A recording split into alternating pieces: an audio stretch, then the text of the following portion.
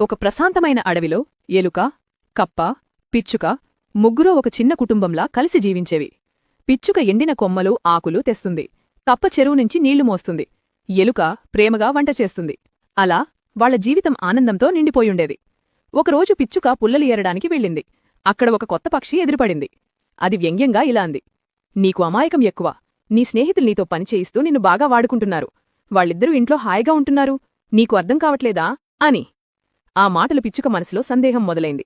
ఎప్పుడూ అనుకోనిది మొదటిసారిగా ఆలోచించసాగింది. ఇది నిజమేనా అని. ఇంటికొచ్చాక పిచ్చుక అలసిపోయినట్టు చెబుతూ, నేను చాలా అలసిపోతున్నాను, పనులు మార్చుకుందాం అంది. ఎలుక, కప్ప వెంటనే అంగీకరించాయి. అవి పిచ్చుకను నమ్మేవి, ప్రేమించేవి. కాని పిచ్చుకకు వంటరాదు. పొయ్యి వెలిగించడానికి ప్రయత్నించగా చేతులు వణికాయి. ఒక్కసారిగా మంట ఎగిసిపడి పక్కనే ఉన్న ఎండిన పుల్లలన్నీ మండుకున్నాయి. క్షణాల్లో మొత్తం ఇల్లు కాలిపోసాగింది. భయంతో పిచ్చుక బయటికి పరిగెత్తింది. ఎలుక, కప్ప వచ్చేసరికి వారి అందమైన ఇల్లు బూడిదైపోయింది.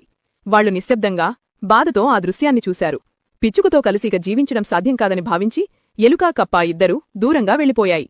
పిచ్చుక ఒంటరిగా మిగిలిపోయింది. కాలి బూడిదైన ఇంటి పక్కన పిచ్చుక ఒక్కడే కూర్చుంది. కన్నీరు తడికళ్లతో ఇలా అనుకుంది: బయట వాళ్ల మాటలు విని నా నిజమైన స్నేహితుల్ని నేనే దూరం చేసుకున్నాను. అప్పుడు దానికర్థమైంది, ఇతరుల మాటలు నమ్మి సంబంధాలను నాశనం చేసుకోవడం ఎంత పెద్ద తప్పో. Download ShareChat.